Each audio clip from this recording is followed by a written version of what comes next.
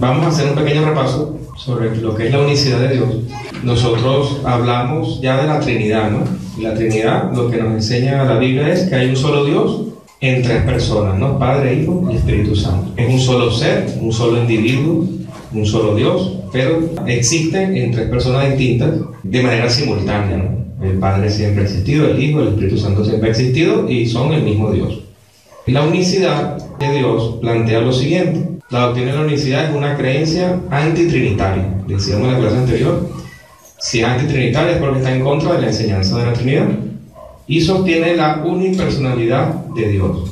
Es decir, que hay una sola persona. Yo planteo que hay una sola persona, pero también hay un solo Dios, pero el problema está en que hay una sola persona. O sea, no existe tres personas para lo que ellos plantean, sino una sola. Y para los unicitarios, que es el término, digamos, lo técnico para hablar de esta doctrina, Jesús es la expresión personal de la deidad. Decíamos que unicidad es el término técnico, teológico, y el término popular es decirle lo solo Jesús. Cuando usted escucha lo solo Jesús, o lo Jesús solo, está hablando de personas que niegan la Trinidad y creen que hay un solo Dios. Eso está bien, pero el problema está que creen que ese Dios es una sola persona. Y esa persona es Jesús. En conclusión, ellos dicen que no hay tres personas, sino títulos o manifestaciones de Jesús. Ellos enseñan que Jesús se ha manifestado de tres formas: de forma Padre, de forma Hijo, de forma Espíritu Santo. No que los tres sean tres personas distintas, sino que Jesús juega los tres papeles o los tres roles, o son simplemente formas de llamar a Jesús. Este es como un pequeño resumen inicial. Antes de continuar, vamos a buscar en nuestra Biblia Evangelio de Juan, capítulo 1, versículo 1. Vamos a leerlo, y ya que vamos a comenzar a hablar de este tema a profundidad, vamos a leerlo. Juan 1.1, tal vez no lo sabemos de memoria, ¿no? Vamos a leerlo en mi versión. Reina Valera 60 dice: en el principio era el Verbo, y el Verbo era con Dios, y el Verbo era Dios. Este era en el principio con Dios. Todas las cosas por Él fueron hechas. O sea, está hablando de quién, del Verbo, ¿no? Y sin Él nada de lo que ha sido hecho fue hecho. En Él estaba la vida, y la vida era la luz de los hombres. En lo que leímos ahorita, el texto que quiero resaltar es el versículo 1. Dice: en el principio era el Verbo, y el Verbo era con Dios, y el Verbo era Dios. Esa expresión verbo, en el griego original, es logos. La palabra griega logos, que tiene muchas traducciones, muchas formas de traducir. El punto es que el mismo versículo nos dice quién es el Verbo. El Verbo dice que es Dios. O sea, hay alguien que está con Dios desde el principio, desde la eternidad. Y lo más tremendo es que es el mismo Dios. O sea, suena como contradictorio, porque hay alguien que está con Dios desde siempre y es el mismo Dios. Sin embargo, lo que entendemos por el contexto es que está hablando del Padre. O sea, en el principio del Verbo, o sea, hay alguien que está desde el principio y está con el Padre. Y ese que está con el Padre también es Dios. O sea, él tiene la misma naturaleza divina del Padre. Lo solo Jesús, cuando leen este texto, ellos interpretan el término verbo como idea o plan en la mente de Jesús. Me explico. De repente usted quiere comprar un auto y usted piensa todos los días en ese auto. Quiero el auto, y quiero un auto, y quiero este auto, y todos los días usted está pensando en eso. Desde siempre, ¿no? Desde que usted se levanta, o sea, en la eternidad usted está pensando en eso. Hasta que un día, usted de tanto pensarlo, se convierte en el auto. Ellos plantean que Jesús, siendo modalidad Padre, porque para ellos Jesús es todo, el Padre, el Hijo y el Espíritu Santo. Jesús siendo el Padre, para ellos Padre significa Dios, siendo divino. Jesús pensaba y decía: yo me voy a hacer hombre. O sea, tengo un plan de hacerme hombre, de encarnarme, de manifestarme en la tierra como ser humano. Y él pensaba tanto esa idea, o tenía ese plan perfecto en su mente, hasta que un día esa idea se convirtió en realidad y se hizo hombre. Entonces, eso básicamente como ellos interpretan Juan 1.1. O sea, para ellos el Verbo no es realmente Dios, un ser vivo, un ser animado, un ser que toma decisiones, no. Para ellos el Verbo es la idea en la mente de Jesús como Padre de convertirse en hombre. O sea, es algo abstracto para ellos. Repito, el Verbo es algo abstracto. O sea, es como un plan, una idea en la mente, y esa idea es: me voy a hacer hombre. Y ese hombre se va a llamar el Hijo de Dios. Entonces, es algo que se ejecuta en el tiempo, para ellos el Verbo. Suena como más fácil de entender la Trinidad, ¿no? que la unicidad. Sí, porque hay que torcer algunas cosas para que dentro de su sistema funcione. Entonces, en primer lugar, para ellos, si usted le cita Juan 1:1, le van a decir que ahí el verbo significa plan. Es un plan, es algo en la mente de Jesús el Padre. ¿Cuál es ese plan? Es ese hombre. Vamos a buscar Juan 17:5 un momento. Un hermano que pueda leer Juan 17:5.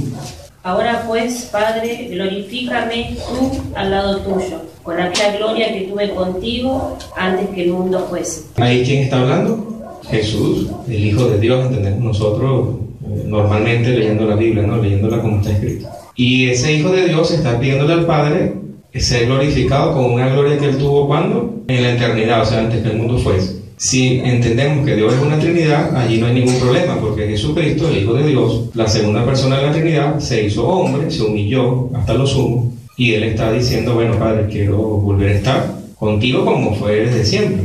No hay dos personas hablando allí, o sea, no hay ningún problema.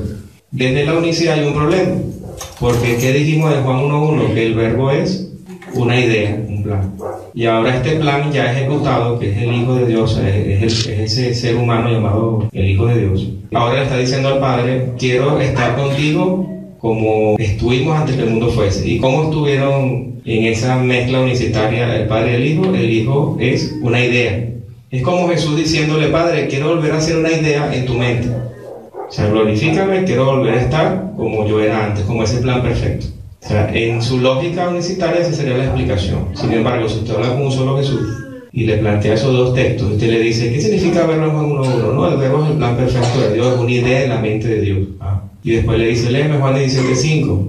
Usted le pregunta, y entonces esa idea le está hablando al Padre diciéndole, quiero volver a hacer una idea en tu mente. O sea, la gloria que tuve, para ellos la gloria es el plan perfecto, esa es la gloria, que es un plan perfecto. Ellos pueden tratar de darle algunas explicaciones, pero en última instancia, como no se puede explicar así, no se puede explicar los dos textos, lo más seguro es que a usted le digan que tiene que orar para que Dios le revele el texto, para que Dios le revele Juan 17:5, porque de la manera como está escrito, ellos no es fácil explicarlo. Justificarlo por la Biblia es imposible, porque si Jesús es un plan y luego ese plan se ejecuta, como ese plan que es algo abstracto está hablando y quiere volver a hacer un plan. Entonces, algunos dicen que sí, que es ese plan hablando sobre esa gloria pasada de ser un plan perfecto, pero con miras hacia el futuro. O sea, tienen que jugar con los tiempos, tienen que tratar de darle la vuelta, y es muy, muy forzada la explicación, al punto que la única salida que les queda a veces es mandarle a usted orar. Ore y que Dios le revele el texto. ¿Qué pasa si usted agarra ese texto, se va a oración y le dice al Señor que le revele algo que ya está allí, que ya está revelado? ¿Qué va a pasar? No creo que sea Dios el que le va a hablar, sino otra cosa, ¿no? Porque ya está yendo a oración con una petición que no proviene pues, del corazón de Dios. Si eso ya está revelado allí, si eso ya está escrito allí, es como que yo voy con la intención de no aceptar lo que ya está allí, sino yo quiero otra cosa. O sea, yo voy con otra cosa. Como no sé si le ha pasado al pastor, hay pastores que me cuentan que eso pasa mucho, ¿no? Cuando un hermano va a pedirle un consejo, pero él quiere ya que usted le diga lo que él quiere escuchar, ¿no? O sea, ya uno va con la intención de que me justifique el pastor algunas cosas, ¿no? Eso puede pasar. O sea, yo voy de oración a Dios para que él me justifique lo que me están diciendo el otro de la interpretación. Ese es un texto muy fuerte, en el sentido de que esos dos textos, hablando como solo Jesús, puede llegar a generarse una pequeña disfunción ahí. ¿Cómo se originó esta doctrina? Nace con Simón el Mago.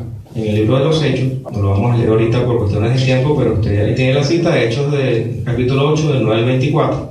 Simón el Mago, un hombre que llegó a Samaria y él decía ser el gran poder de Dios y confundió a toda Samaria. Y decíamos que los historiadores de la época como que sí planteaban, los cristianos de esa época y los historiadores, de que verdaderamente Simón el Mago tenía cierto poder. Algunos redactan y relatan de que él hacía caminar las estatuas, o sea, hacía cosas sobrenaturales, flotaba en el aire. O sea, al parecer Simón el Mago sí tenía algo operaba en él, o sea, no era Dios, pero algo espiritual operaba en él, que confundía a la gente, o sea, que cautivaba el corazón de la gente. ¿Qué hacía Simón el Mago? Él decía a los samaritanos que él era el Padre. A los judíos le decía que él era el Hijo de Dios, que él no había muerto en la cruz, sino que había aparentado sufrir. Y al mundo entero, a los gentiles, le decía, yo soy el Espíritu Santo. O sea, él a cada grupo le decía algo diferente. Una sola persona haciendo tres papeles. Yo soy el Padre, yo soy el Hijo, yo soy el Espíritu Santo. Entonces, la idea una de las ideas, o los gérmenes de la idea de la unicidad, nace con Simón el Mago. Lo que yo le estoy diciendo no lo va a encontrar directamente en la Biblia,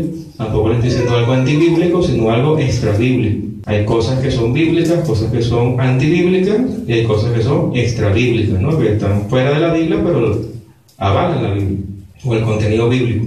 Historiadores y hermanos nuestros de esta época, de los primeros siglos del cristianismo, relatan estas historias sobre Simón el Mago y su enseñanza. De hecho, hay una leyenda por allí de que Simón el Mago murió en un enfrentamiento con Pedro, con el apóstol Pedro. Al parecer dicen que Simón el Mago empezó a retar a Pedro y empezó a mostrarle su poder y empezó a flotar en los aires Simón el Mago, y Pedro lo reprende y cae del cielo y muere. Pero eso es algo que los historiadores no pueden confirmar, sino que quedó como una leyenda popular, un enfrentamiento espiritual entre Pedro y Simón el Mago. Lo saco a colación porque este es el origen o la idea central de la unicidad, una sola persona jugando tres papeles. Esta idea se desarrolló y nace y se desarrolla en algo llamado monarquismo. Un monarca es un rey, una sola persona que gobierna, ¿no? Y este término lo utilizó por primera vez un cristiano llamado Tertuliano para diferenciar a los que creen en la Trinidad de los que creen en la unicidad, o en este tiempo en los que creen que no hay Trinidad, sino que hay una sola persona en Dios. En esa época también se llamaba unitario, y ellos planteaban que Dios tuvo una triple revelación, no tres personas, sino que Dios se reveló de tres formas: de forma Padre, de forma Hijo y de forma Espíritu Santo. Entonces se les conoció como monarquistas. O sea, hay un solo monarca, hay un solo Dios que es una sola persona. Y el que no era monarquista era trinitario, pues creía en tres personas. Ese monarquismo se dividió en dos, se desarrolló en dos áreas o dos aspectos. Fue como evolucionando, ¿no? Uno llamado dinámico, que los expositores o los que lo planteaban era Teodoto, Artemo y un hombre llamado Pablo de Samosata. Ellos negaban que el logos, o ese verbo de Juan 1:1, sea una persona. Decían, no, el logos no es una persona, y el Espíritu Santo tampoco es persona. Ellos lo que planteaban era que el logos era como un poder divino, o sea, un poder de Dios. No Dios como tal, sino un poder divino que habitaba en las personas, así como habitaba en Moisés o en los profetas, en Elías. Y ese poder divino habitó en Jesucristo de una forma dinámica, o sea, un poder que estaba en él, y Jesús podía hacer todo lo que hizo. Pero no que Jesús era Dios, decían ellos, sino que en él habitaba Dios. Tenía un poder supremo a los demás profetas, pero nunca fue Dios. Era como que si Dios se metió en un cuerpo. Dios con su poder se metió en el cuerpo de Jesús y ahí se manifestaba Dios, pero no que Jesús era Dios. Eso fue evolucionando y se convirtió en monarquismo patripaciano. ¿Recuerdan los hermanos lo que es patripaciano, lo que vivieron? Padre y pasión. Ay, el hermano José. Un punto. Patripaciano es padre y pasión. ¿Qué es monarquismo patripaciano? Significa que ellos enseñaban ya no que había un poder en Jesucristo, un poder divino, sino que realmente el Padre, la persona del Padre, se había manifestado en carne, se había hecho hombre y había muerto. O sea, la pasión de Cristo, no la película, sino el sufrimiento de Cristo, lo había sufrido era el Padre. Ellos decían que está colgado en la cruz, el que se colgó en la cruz, se crucificó, no fue el Hijo de Dios, sino el Padre hecho Hijo, el Padre hecho carne. Tertuliano, el que usó el término monarquista, él decía, los patripacianos, él decía, crucificaron al Padre y anularon al Espíritu Santo. Porque ¿qué pasa? Si el que está en la cruz no es el Hijo, sino es el Padre, o sea, ya el Hijo desapareció, el Padre está crucificado, y el Espíritu Santo, ¿dónde queda? O sea, se acabó todo, pues. Se acabó Dios, pues Dios se dejó de existir. Entonces, eso era el monarquismo patripaciano. Ellos decían, el Hijo es el Padre revelado en la carne. El Hijo es el Padre revelado en la carne, es lo que planteaban. Y solo reconocían como Dios al que se había manifestado en Cristo, es decir, al Padre, ¿no? Para ellos el Padre se había manifestado en Cristo. Y enseñaban que los trinitarios creemos en más de un Dios, que todavía eso se escucha, ¿no? Que nosotros creemos en más de un Dios. Y había un personaje llamado Praxeas, que fue un gran expositor de este punto, y usaba textos como Isaías 45:5, Juan 10:30, Juan 14:9, que decíamos en la clase anterior que son textos que parecen como que Jesús dice que Él es el Padre. Por lo menos cuando Felipe en Juan 14 le dice a Jesús, Señor, muéstranos al Padre y nos basta. Y Jesús le dice, vamos a buscar un momento, Juan 14:9. Vamos a por lo menos abordar ese texto. Jesús les dijo, ¿tanto tiempo hace que estoy con vosotros y no me has conocido, Felipe? El que me ha visto a mí, ha visto al Padre.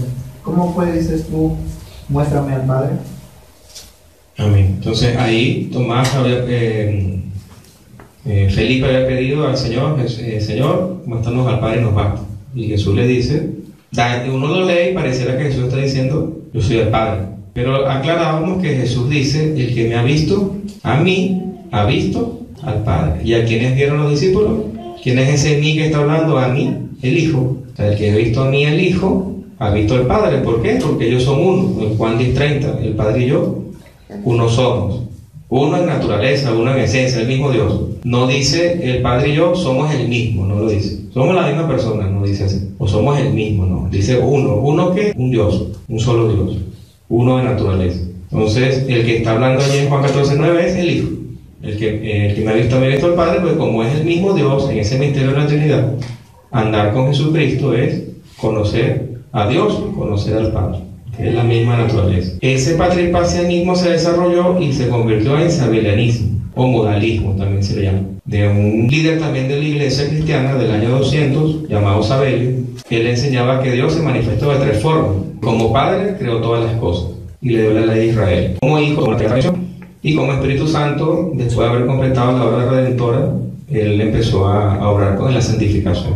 El punto de Sabelio era el siguiente, que él decía que cada vez que terminaba un modo, o sea, una modalidad, dejaba de existir la otra. Si Dios es modo Padre, por eso se llama modalismo, porque va cambiando como de modo, y se convierte en Hijo, él decía, bueno, el Padre ya no existe más. Y ahora el Hijo se convierte en Espíritu Santo, ya el Padre y el Hijo no existe más. Él enseñaba eso, que cada modalidad anulaba la anterior. Sin embargo, hay textos donde aparecen las tres personas juntas. O sea, aparece el Padre, el Hijo y el Espíritu Santo. El caso del bautismo, por ejemplo. Decimos que en el bautismo de Jesús está bajando de las aguas, aparece el Espíritu Santo en forma de paloma y aparece la voz en los cielos del Padre. Sabelio no podía explicar estos textos donde aparecían las tres. No lo lograba explicar muy bien. Y por eso se condenó como herejía esta enseñanza. Y a partir de ese momento, digámoslo como que esta doctrina fue como menguando un poco, ¿no?, en el mundo. ¿Por qué? Los problemas que traía. ¿Qué problemas traía? Si aceptamos el modalismo, las palabras y las acciones de Jesús, en algunos pasajes donde habla con el Padre o donde está el bautismo, hay que considerar esos pasajes como engañosos. O sea, lo que usted está leyendo no es lo que está escrito. Porque si Jesús está hablando con el Padre y Sabelio me dice, no, ya cuando el Hijo existe, no existe el Padre, ¿con quién está hablando entonces Jesús? Si ya no existe el Padre, se está hablando con el mismo, ¿qué pasó allí? En ese sentido, es un problema grande teológicamente. Luego, hubo como esa recesión del modalismo y resucita, por decirlo así, por los años 1900, específicamente con la Iglesia Pentecostal Unida, que es la Iglesia de los Solo Jesús. Eso fue en 1913, en las Asambleas de Dios, un concilio pentecostal, tal vez el más grande o el primero. Ellos hicieron su culto bautismal, y cuando estaban en ese procedimiento, en los bautismos, hubo un hombre llamado R. McAllister que decía que los apóstoles no nombraban, cuando bautizaban, no decían en el nombre del Padre, del Hijo y del Espíritu Santo, sino que decían era en el nombre de Jesús. Ellos planteaban eso, o sea que no había que bautizar. McAllister dijo no hay que bautizar sino en el nombre de Jesús. Y cuando él empezó a decir eso, esa noche, otro hermano llamado John Chappie, creo que se pronuncia así, inmigrante proveniente de Alemania, porque era un campamento, ¿no?, con los sitios para dormir y todo esto, cabañas. Él se despertó de noche y decía, tuvo una visión donde Jesús se le aparecía y como que le confirmaba lo que había dicho el otro inicialmente, no hay que bautizar en el nombre de Jesús. Y a partir de allí, en 1913, las asambleas de Dios comenzaron a dividirse, porque hubo personas que escucharon a estos hermanos, estaban confundidos con estas visiones y sueños y todas estas cosas, y empezó a crecer dentro de las asambleas de Dios lo que hoy día se conoce como Asamblea Pentecostal Unida o Iglesia Pentecostal Unida. Empezaron a enseñar, Frank Edwards comenzó a enseñar que aquellos que habían sido bautizados en el nombre de la Trinidad tenían que ser rebautizados en el nombre de Jesús. Y 3 años después, en 1916, se reunieron de nuevo todos los líderes de las Asambleas de Dios en Missouri, en Estados Unidos, para levantar un muro doctrinal de protección ante la ortodoxia trinitaria. O sea, se reunieron para aclarar las cosas. Bueno, ¿qué creen ustedes? Nosotros creemos bueno, nosotros creemos lo siguiente con la Trinidad. Cerca de la cuarta parte de los ministros se marcharon, o sea, 25% de los líderes se fueron con la unicidad. Pero la Asamblea de Dios, o sea, la mayoría se reafirmó en la tradición de la fe ahí está entre comillas lo que dice en la declaración. La fe predicada por los apóstoles, testiguada por los mártires, manifestada en los credos y expuesta por los padres de la iglesia, es decir, la Trinidad. 25% es una cantidad considerable, porque bueno, si son 1000 ministros, un cuarto, serían 250 se fueron con la unicidad. O sea, más o menos considerable la cantidad de personas. ¿Qué dijeron ellos, los unicitarios? No creemos en 3 personalidades separadas dentro de la divinidad, sino que creemos en 3 oficios que son desempeñados por una persona. Ellos dicen que Jesús tiene 3 oficios: el oficio de Padre, de Hijo y de Espíritu Santo. Muy parecido a Sabelio, a los patripacianos, todo eso se fue desarrollando hasta ahorita.